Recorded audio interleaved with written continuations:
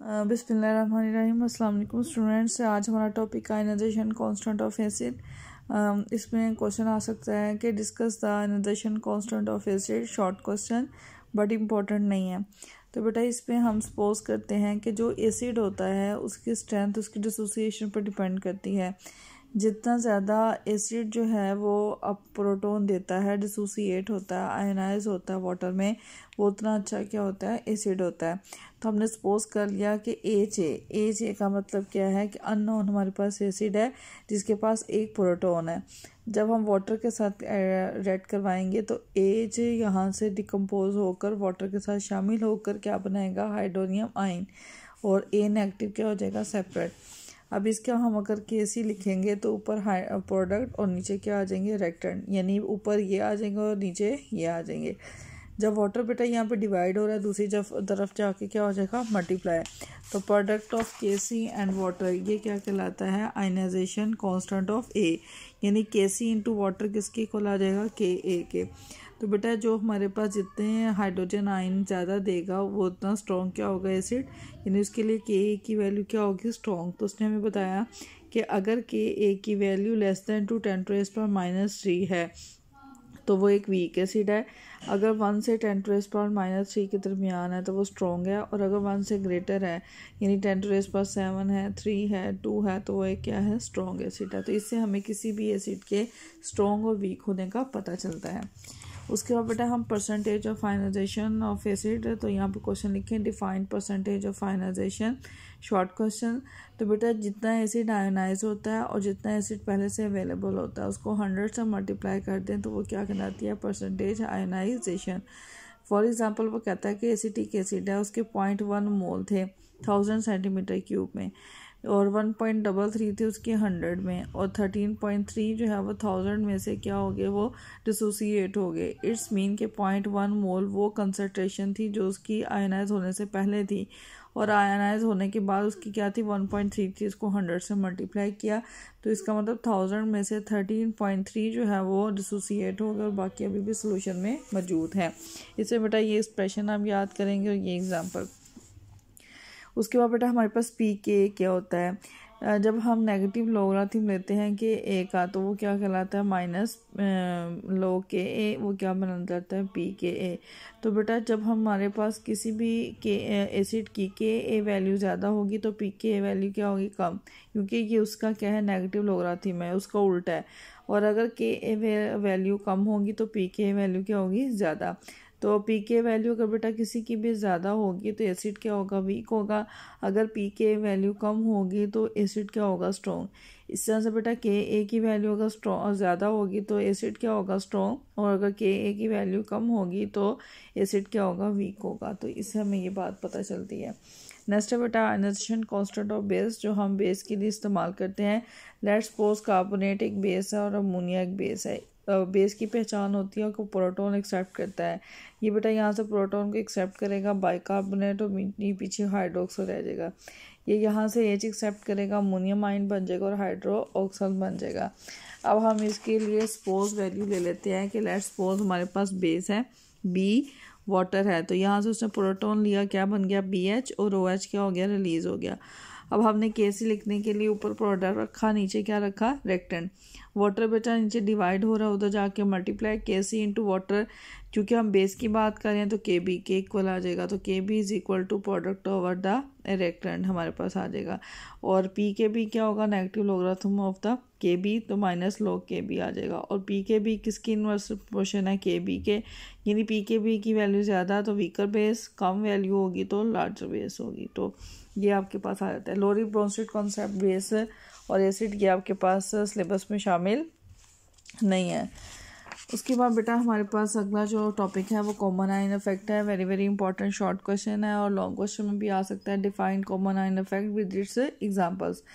तो बेटा वो कहता है सबसे पहले डेफिनेशन, द सुप्रेशन का मतलब होता है decrease, of ionization of a weak electrolyte, किसी भी इलेक्ट्रोलाइट की, किसी भी सॉल्ट की आयनाइजेशन को पहले से कम कर देना। कैसे कम करना कि उसमें ऐसा कोई आयन डाल दें जो कि उसमें और उस इलेक्ट्रोलाइट में क्या हो, कॉमन हो, एक जैसा हो, तो वो उस सॉल्ट की आयनाइजेशन को क्या कर दे, कम कर दे। तो उस चीज़ को हम क्या कहते हैं, कॉमन आयन इफेक्ट। मैं दोबारा से रिपीट कर रही हूँ बेटा, सुप्रेस करना, सुप्रेस का मतलब होता है डिक्रीज करना। क्या डिक्रीज करना, आयोनाइजेशन को। किसकी आयोनाइजेशन को, वीक इलेक्ट्रोलाइट की, जो ऑलरेडी आयोनाइज कम हो रहा था, जब हम उसमें क्या डाल दें, कॉमन आयन। एग्जांपल से समझते हैं बेटा इस बात को।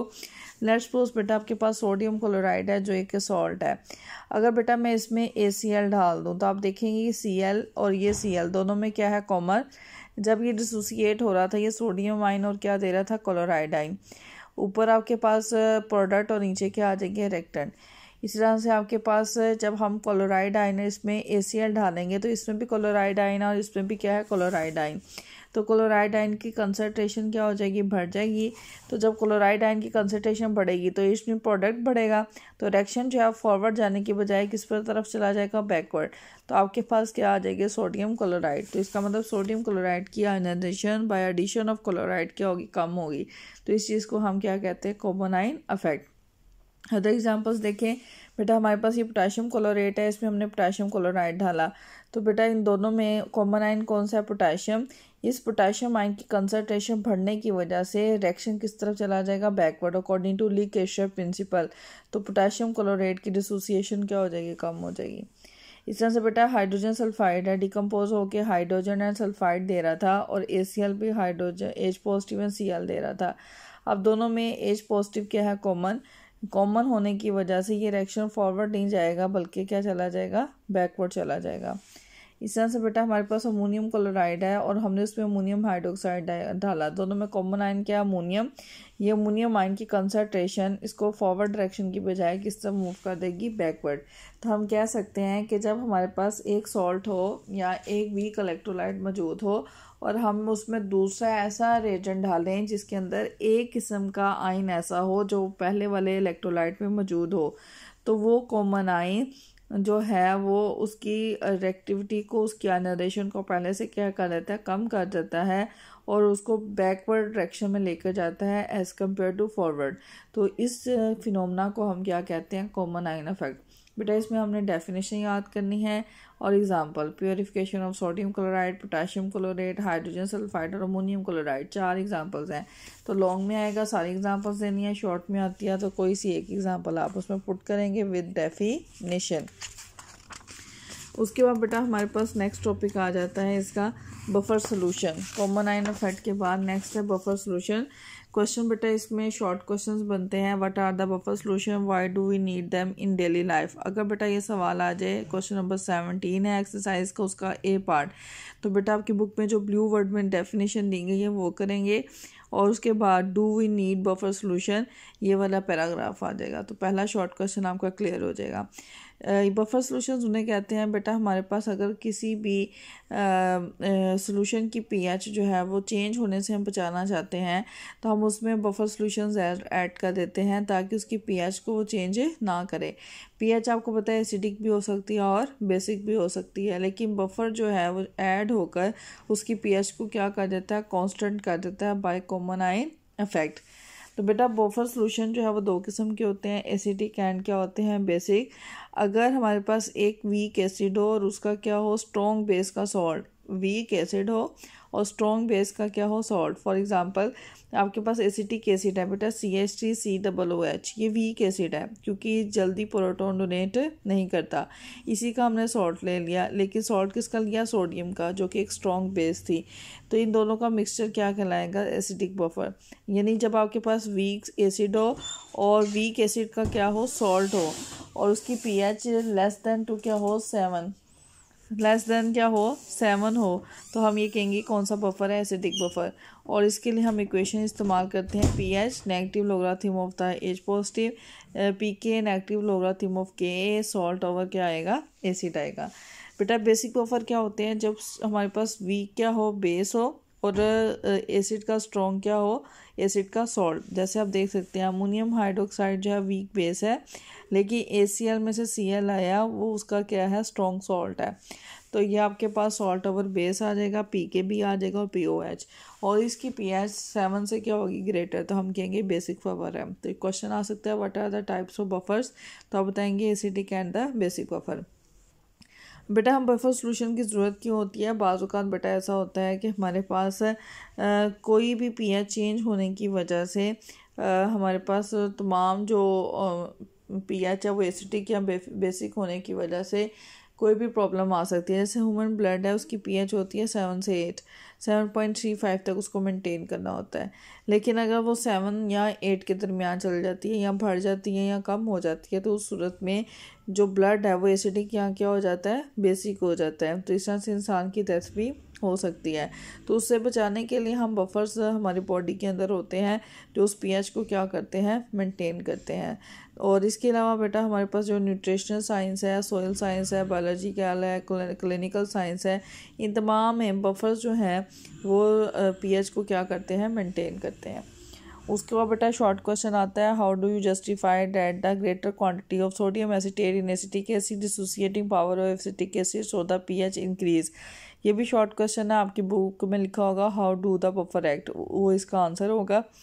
उसमें बेटा आपको एग्जांपल दी हुई है कि एसिटिक एसिड एक वीक एसिड है और सोडियम एसिटेट इसका स्ट्रॉन्ग सॉल्ट है। वीक एसिड उसका strong salt is called acidic buffer. जब इसको वाटर में डिसोसिएट करेंगे ये एसिटेट आयन देगा और हाइड्रोनियम आयन। अब एसिटेट आयन की कंसनट्रेशन जो है वो बढ़ जाएगी क्योंकि इसमें भी एसिटेट और इसमें भी एसिटेट है। तो ये रिएक्शन फॉरवर्ड जाने की बजाय किस तरफ जाएगा, बैकवर्ड। तो हमारे पास pH क्या रहेगी, एसिडिक रहेगी। इसको हम क्या कहते हैं, एसिडिक बफर कहते हैं। तो ये आपने उसमें करना होगा, लेकिन ये इंपॉर्टेंट शॉर्ट क्वेश्चन नहीं है। उसके ऊपर है Henderson equation for the acidic buffer, यानी क्वेश्चन आता है drive the Henderson equation for acidic buffer. Long question में भी आ सकता है। बेटा H एक अननोन एसिड है, तो जब अननोन एसिड डिसोसिएट करेगा H पॉजिटिव और A नेगेटिव देगा, और उसी का सॉल्ट ले लिया सोडियम A नेगेटिव, तो सोडियम आयन और A नेगेटिव आ गया। हम Ka लिखेंगे ऊपर प्रोडक्ट और नीचे क्या आ जाएंगे, reactant according to first equation. ये प्रोडक्ट है और ये क्या है, रेक्टेंट है। हमने H पॉजिटिव निकालना है, तो बेटा यहाँ से H डिवाइड हो रहा है, उधर जाके मल्टीप्लाई, A नेगेटिव मल्टीप्लाई और नीचे जाके क्या हो गया, डिवाइड हो गया। अब बेटा हमने दोनों साइड का लॉग ले लिया, log H positive is equal to log Ka H over A क्या आ गया, A नेगेटिव। अब बेटा आपको पता है लॉग के लॉगरिथम का कानून है कि अगर दो चीज़ें मल्टीप्लाई हो रही हों तो दोनों के दरमियान प्लस का साइन आएगा, दोनों के साथ लॉग आ जाएगा, log Ka plus log H over क्या आ जाएगा, A नेगेटिव। फिर बेटा हम दोनों साइड पर नेगेटिव से मल्टीप्लाई करेंगे, माइनस माइनस प्लस की जगह भी क्या आ गया, माइनस। तो माइनस लॉग H पॉजिटिव किसके इक्वल होता है, pH के, माइनस लॉग K किसके इक्वल होता है, pKa के। तो आपके पास क्या आ गया, pH और pKa minus log H over A negative. H acid है, A नेगेटिव उसका सॉल्ट है। अगर बेटा हम सॉल्ट ऊपर ले जाएं और एसिड नीचे आ जाए तो माइनस की जगह क्या आ जाएगा, प्लस आ जाएगा। तो ये हेंडरसन इक्वेशन है फॉर द एसिड। अगर इसी को मैं pH is equal to pKb लिखूँ, POH pKb और सॉल्ट ओवर बेस लिखूँ, तो ये इक्वेशन किसके लिए बन जाएगी, बेस के लिए बन जाएगी। यहाँ पे उसने डिफरेंट बफर्स बनाने के लिए एग्जांपल दिया है कि एसिटिक एसिड है, ये उसका सॉल्ट है, ऊपर सॉल्ट और नीचे क्या आ गया, एसिटिक एसिड, दोनों की कंसंट्रेशन बराबर थी, आंसर क्या आ गया 1। तो pH किसके इक्वल आ गई, pKa के। ये उसने डिफरेंट एग्जांपल्स दी हुई हैं, सॉल्व करके बताई हैं। जैसे एग्जांपल नंबर 3 है, उसने कहा एसिटिक एसिड की कंसंट्रेशन ये है, उसके सॉल्ट की कंसंट्रेशन ये है। सॉल्ट की जगह बेटा उसकी कंसंट्रेशन लगाई और सोडियम सॉल्ट की जगह 1। पी की वैल्यू कांस्टेंट है, वो 4.74 है, ये आपको याद करनी पड़ेगी। तो आपके पास pH कितनी आई, उसकी 5.74, यानी ये 4.74 से pH को कहाँ पे ले गया, 5.74। इस तरह से ये आपके पास एक और एग्जांपल दी हुई है, एसिटिक एसिड की ये कंसंट्रेशन थी, सॉल्ट की ये थी, दोनों पुट की, तो आपके पास कितना आया 3.74। इसका मतलब उसने pH को 4.74 से 3.74 तक लेके गया, यानी pH को कम कर दिया। ये बेस के लिए बेटा जैसे मैंने आपको बताया, बेस के लिए POH आ जाएगा, A की pKa की जगह pKb आ जाएगा, प्लस लॉग सॉल्ट ओवर क्या आ जाएगा, बेस। तो इसको हम क्या कहते हैं, हेंडरसन इक्वेशन। उसके बाद बेटा शॉर्ट क्वेश्चन है, explain the term buffer capacity. बेटा जितनी पीएच को रेजिस्ट करता है, पीएच को चेंज करने की जितनी कैपेसिटी रखता है वो उसकी क्या कहलाती है, बफर कैपेसिटी। डेफिनेशन करेंगे और इसकी प्रिपरेशन कि pH is equal to P K plus क्या ला था, लॉग सॉल्ट ओवर एसिड। तो सॉल्ट की कंसनट्रेशन 0.11 है, एसिड की 0.09 है, तो कितनी पीएच को रेजिस्ट किया, 4.83। तो 4.83 क्या हुई उस बफर की कैपेसिटी हुई। तो बेटा ये डेफिनेशन और ये एग्जांपल ये आपने याद कर लेनी है शॉर्ट क्वेश्चन के लिहाज से। बेस की भी एग्जांपल दी हुई है और एसिड की भी, कोई से एक एग्जांपल कर लें। जैसे इसमें भी दिया हुआ है सॉल्ट की कंसनट्रेशन 0.12 है, एसिड की 0.08 है, तो कितना है 4.92। इसका मतलब ये उस बफर की क्या है, कैपेसिटी है। तो बेटा यहाँ तक हमारा था buffer solution and the common आइन इफेक्ट। बफर सोल्यूशंस में से हैंडरसन इक्वेशन लॉन्ग क्वेश्चन है, बाकी सारा बेटा इसमें से शॉर्ट क्वेश्चन है। What are the buffer solution, what are the types of buffer solution, why do we need the buffer solution, how buffer solution act, ये इंपॉर्टेंट नहीं है। कॉमन आइन इफेक्ट इंपॉर्टेंट लॉन्ग क्वेश्चन भी है और short में भी आ सकता है। Ionization constant of acid and base जो है वो शॉर्ट क्वेश्चन है बट इम्पॉर्टेंट नहीं है। ओके बेटा, अल्लाह हाफिज़। नेक्स्ट डिस्कशन में मैं आपको इसकी एक्सरसाइज करवाऊँगी।